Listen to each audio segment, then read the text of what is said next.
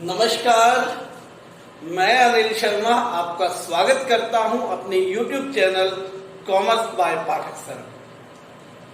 आज का जो टॉपिक है वो बहुत इंटरेस्टिंग टॉपिक है, डीमोनेटाइजेशन। ठीक है, आप सभी इसके बारे में जानते हैं, सबको पता है क्या, बस आपकी नॉलेज को थोड़ा सा सिंकराइज करूं क्योंकि आपने डीमोनेटाइजेशन को फेस किया। ठीक है, तो आजकल कोरोना वायरस के दिन है और बार बार हमारे प्रधानमंत्री नरेंद्र मोदी जी आते हैं और कहते हैं मेरे प्यारे भाइयों और बहनों, उनकी आवाज अब हमारे काफी फैमिलियर हो चुकी है। ऐसे ही 8 नवंबर 2016 का दिन था। उस दिन भी प्रधानमंत्री नरेंद्र मोदी जी आए और उन्होंने कहा मेरे प्यारे देशवासियों, प्यारे भाइयों और बहनों, आज रात से 500 और 1000 के नोट जो है वो कैंसिल हो जाएंगे, वो प्रचलन में अमान्य होंगे। अर्थात क्या घोषणा की उन्होंने कि वर्षों पुराने जो नोट थे 500 और 1000 के, उन नोटों को मोदी जी ने एक ही झटके में बंद कर दिया, अमान्य कर दिया। आप लोगों ने इकोनॉमिक्स में पढ़ा होगा कि 2 तरह के लीगल टेंडर नोटिस होते हैं।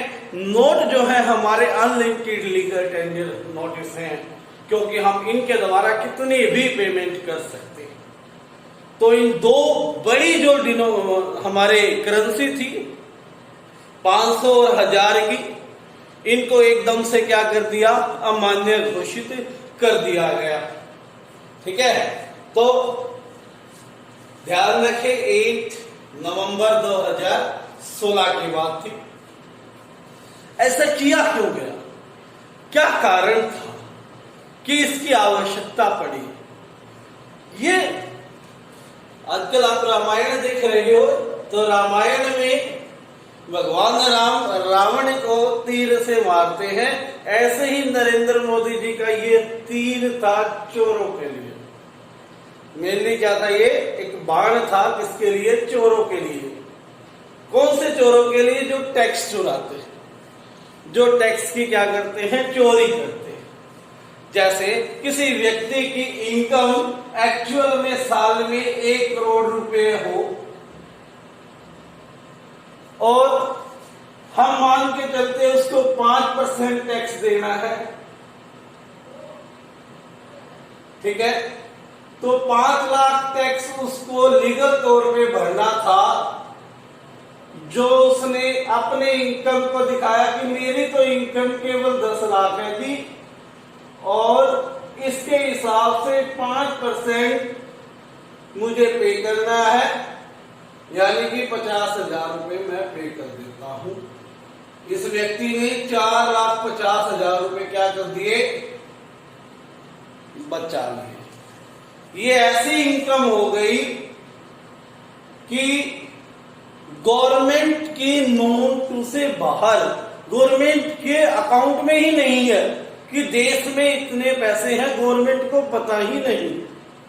ठीक है, और ये सारा का सारा पैसा विदेशों में जमा था, वहां जमा करवाया गया और कुछ लोगों ने अपने घरों में दबा के रख रखा था। ठीक है, नोट सड़ रहे थे। ठीक है, और ऐसा भी माना जाता है कि पुरानी करेंसी को बहुत हद तक टेरर फंडिंग के रूप में भी क्या किया जाता था, यूज किया जाता था। तो एक ऐसा बाण जिससे मोदी जी ने क्या किया, टैक्स इवेजन को भी हटा दिया। लोगों को अब अपने अनअकाउंटेड इनकम जो गवर्नमेंट की नजर में नहीं थी, वो क्या करनी पड़ी, लानी पड़ी सामने और एक पेनल्टी के साथ बैंक में जमा करवानी पड़ी। जिनकी इनकम लीगल थी, टैक्स सही भर रहे थे, उनके लिए कोई परेशानी नहीं थी। उन्होंने सिंपली नोट बैंक में जमा करवाए, उनके नोट क्या हो गए, चेंज हो गए। धीरे धीरे हुए लेकिन चेंज हो गए थे। ठीक है, तो ये कार्य किया क्यों? मेन तौर पर इस कार्य को हम देखते हैं एक टैक्स एडमिनिस्ट्रेशन विजन के रूप में। टैक्स एडमिनिस्ट्रेशन मेजर, क्योंकि टैक्स चोरी बहुत हो रहा था, टैक्स इवेजन बहुत हो रहा था। ठीक है, तो उसको रोकने के लिए, ताकि लोग अपनी अनअकाउंटेड इनकम को गवर्नमेंट के सामने लाए और उस पे प्रॉपर टैक्सेशन का पता लगे, पेनल्टी के साथ उनसे टैक्स वसूला जाए और भारत को नए आयामों की तरफ ले जाया जाए। ठीक है, इस तरह से जो करप्शन था इस फील्ड में उसको हटाया जाए। मेन तौर पे टैक्सेस को एडमिन किया जाए, एडमिनिस्ट्रेट किया जाए। ठीक है, समझ में आ गई? जो टैक्सेस अपने सही नहीं भर रहे थे, ठीक है, क्योंकि इनकम टैक्स उनका बहुत ज्यादा बनता था, जैसे मैंने एग्जांपल में बताया, और वो पे केवल 5% 10% कर रहे थे। तो उन्होंने एक ही तीर ऐसा मारा कि उनको सारे के सारे अपनी अनअकाउंटेड मनी गवर्नमेंट की नजर में लानी पड़ी। ठीक है, पहला काम, पहला एम ये था टैक्स एडमिनिस्ट्रेशन के लिए, मेन काम था यहां पर इसका ये। उसके बाद दूसरा काम क्या था? कलेक्शन ऑफ टैक्स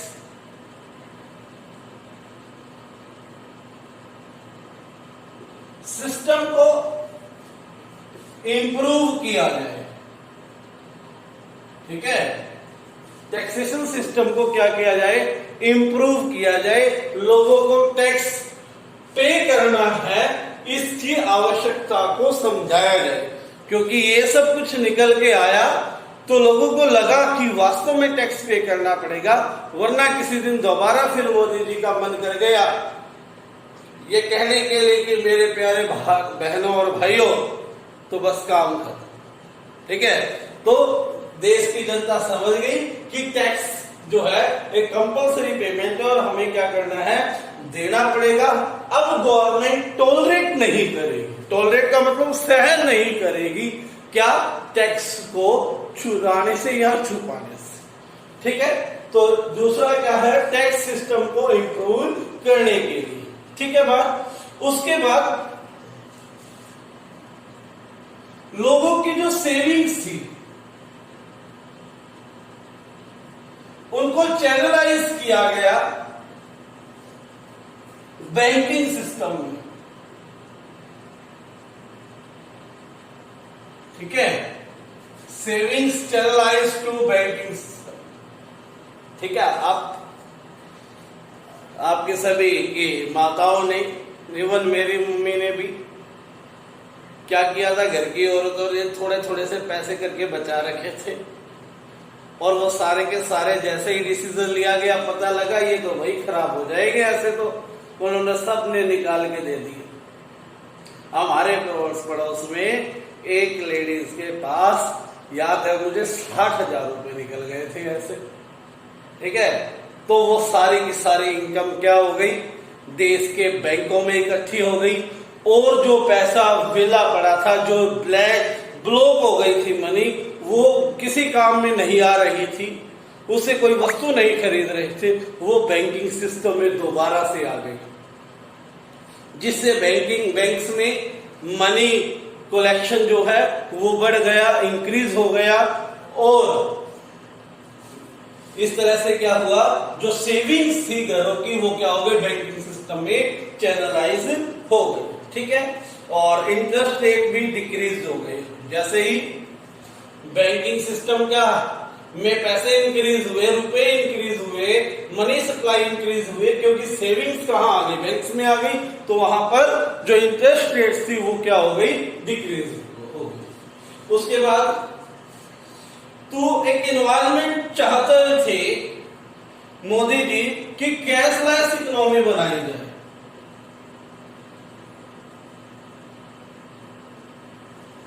ठीक है, आज आप सभी देखते हो, कोई गूगल पे चलाता है, कोई फोन पे चलाता है, कोई अमेजोन पे चलाता है, कोई फ्लिपकार्ट पे चलाता है, कोई पेटीएम चलाता है। ये सारे की सारी चीजें केवल और केवल डीमोनेटाइजेशन के बाद प्रचलन में आई।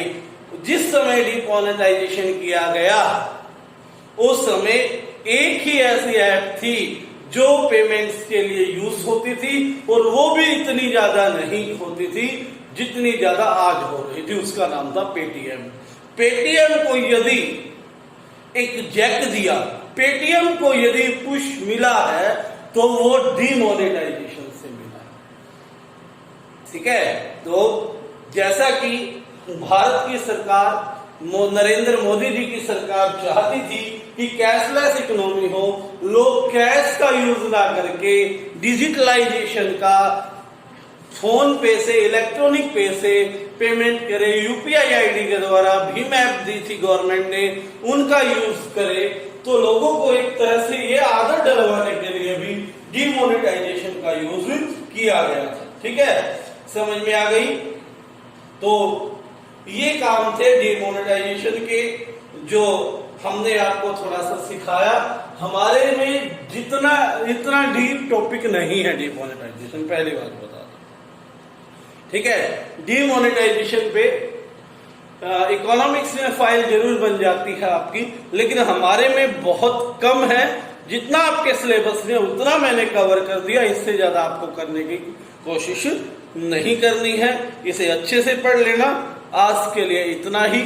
ठीक है, और वीडियो को लाइक करो, चैनल को बेटे सब्सक्राइब करो, थोड़ा सा प्रमोट करो चैनल को। ठीक है, और ऑल दी बेस्ट। और हाँ, टेस्ट होगा बेटे इस वीक में भी। ठीक है, बता दूंगा ग्रुप में। Thank you.